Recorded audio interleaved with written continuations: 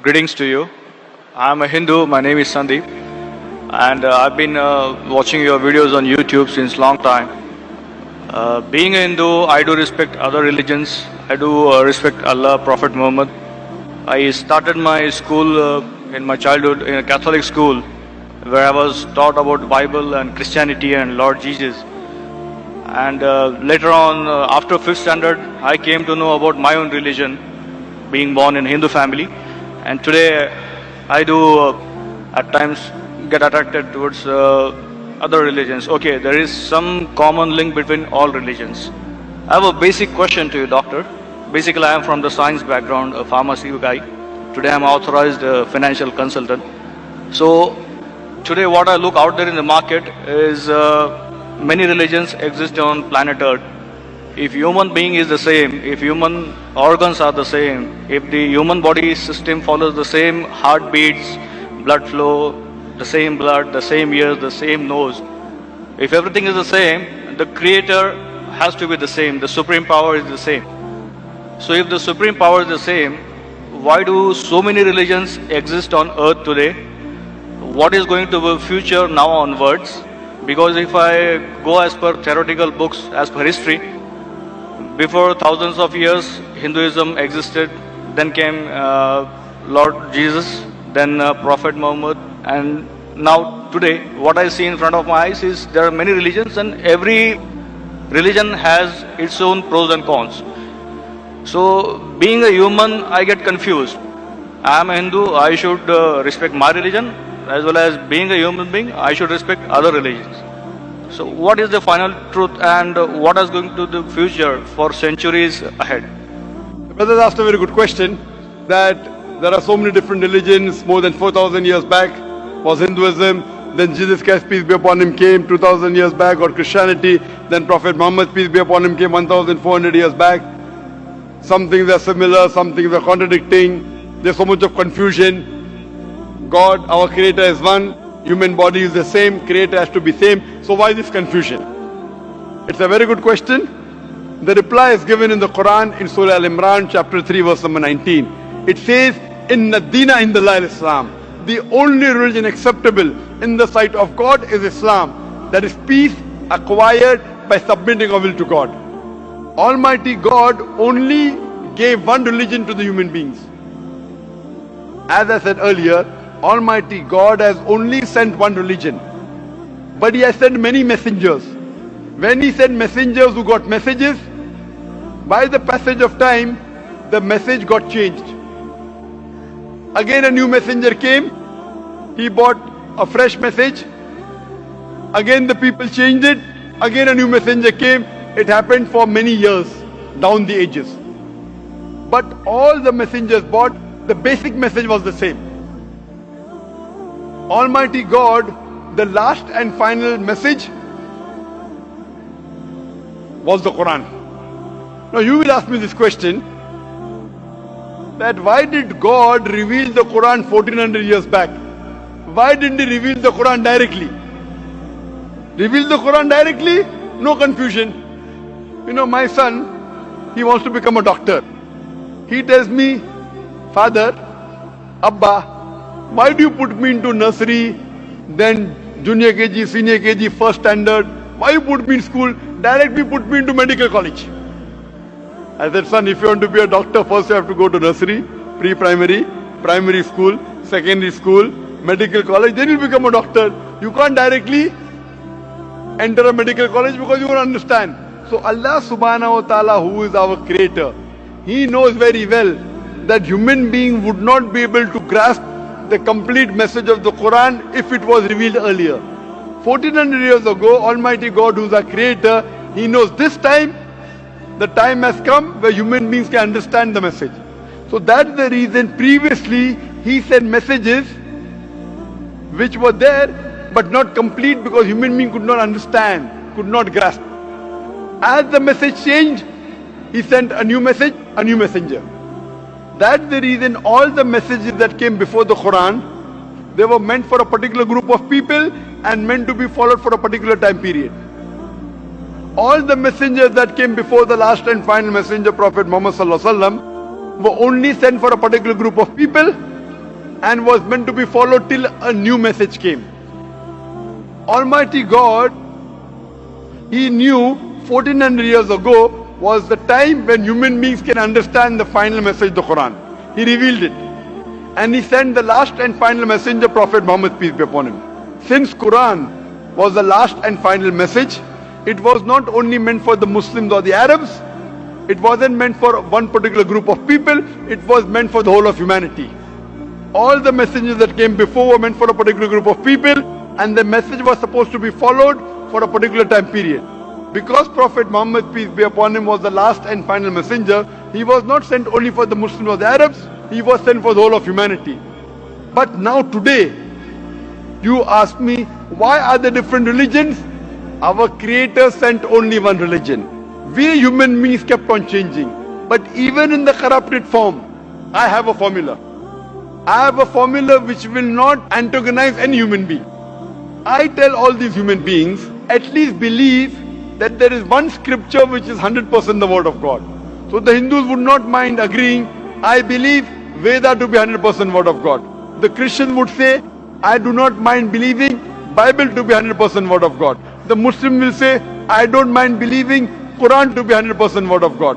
So I tell them, okay, now let us agree to follow what is common in all these scriptures. What is different, we'll discuss tomorrow. Let's not fight over the differences. Let us agree to follow what is common, and at least we'll be sure that what is common in all the three scriptures, this at least minimum is 100% the word of God. What is different may be the word of God, may not be the word of God. That we can discuss tomorrow. Now when we do a research, and I being a student of comparative religion, I have studied the Vedas, I have studied the Upanishads, Bhagavad Gita, Bible, Old Testament, New Testament, Quran. Now when I do research, I have come to know that all these scriptures say that there is one God. All the scriptures say that God has got no image, has got no photograph, no painting, no statue, no idol. All the scriptures say that Almighty God does not beget nor is He begotten. All the scriptures say that the last and final messenger to come is Prophet Muhammad, peace be upon him. I have quoted in this session many verses from Hindu scripture that Prophet Muhammad is the last and final messenger. I have quoted from the Bible. I have quoted from the Quran. So at least let us agree to follow what is common. Bible, Vedas, Quran, all three say that you should not have alcohol. And I've quoted that in my earlier answer. All three say that you should not gamble. All three say that you should not have pork. So let us agree to follow what is common. So you have to agree that there is one God. You have to believe Prophet Muhammad is the final messenger of God. You should not have alcohol. You should not have pork. To pray, we have to do the sujood. All these are common points. So I am asking the question that if you say you are a Hindu and you say that you respect other religions, I am asking the question, do you believe that there is one God? As per books, I do. Do you believe that idol worship is prohibited? That's a confusing area. It's very clear in the Hindu scriptures. Yajurved chapter 32 verse number 3, Na tasya pratima asti. Of that God there is no pratima, there is no photograph, no painting, no image, no idol, no statue. Same thing is repeated in Shveta Upanishad, chapter number 4, verse number 19. Na tasya pratima asti. Of that God there is no pratima, no image, no photograph, no painting, no statue, no idol. What's confusing, brother? I mean, today my knowledge is just like an infant. No, if your knowledge is like infant, when a person of knowledge talks, you should believe it. True. So why don't you believe it then? No, as I said, I do respect Prophet Muhammad. I do. No respect. Respecting is one thing, following is the other thing. If you respect a person, you have to follow his guidance. So again, the question goes in the same direction what I was asking to you, that if I am a Hindu, if I believe in Hinduism, but still when I step out of my home, I have to follow my colleagues, the other society members, human beings on the earth. Is it a must? Suppose the other society members start robbing. If your other human beings start robbing, even you start robbing. Brother, if your friends start robbing, will you rob? I will have to defend myself. Will you rob, yes or no?